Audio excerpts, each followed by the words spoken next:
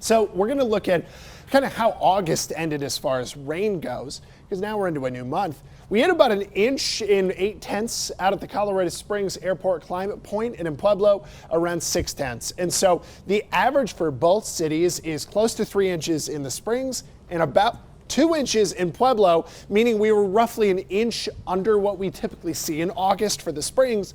Pueblo, about 1.5 inches under.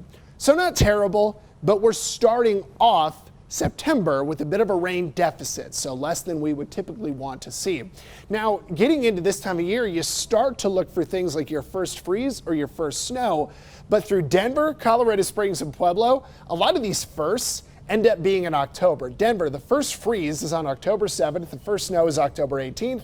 Colorado Springs, our average first freeze is the 1st of the month in October. Pueblo, it's the 8th. Pueblo, we typically don't see our first snow until early November, our first accumulating snow. Flurries don't count. But it did make me go back and realize, do you guys remember in 2020 that early September snow? That's the earliest measurable snow we've ever gotten in Pueblo. But in Colorado Springs, 2 days from now, back in 1961, September 3rd, we got 4.2 inches back then. So September can be a pretty goofy month. It snowed before in the past, and it snowed a lot in the past. So today, we're looking really hot out there, and it's going to be pretty hot through Friday. Isolated mountain thunderstorms are back tomorrow and Saturday, but only over a couple summits. We think that we're going to see cooler and breezy weather through Saturday, but back to the heat on Sunday and Tuesday.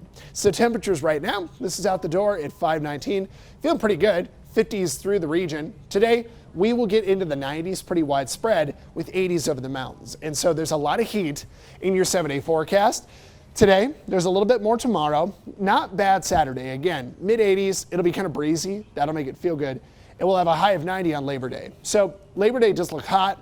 It looks dry though, which means good for pools, good for barbecues, good to grill, anything like that.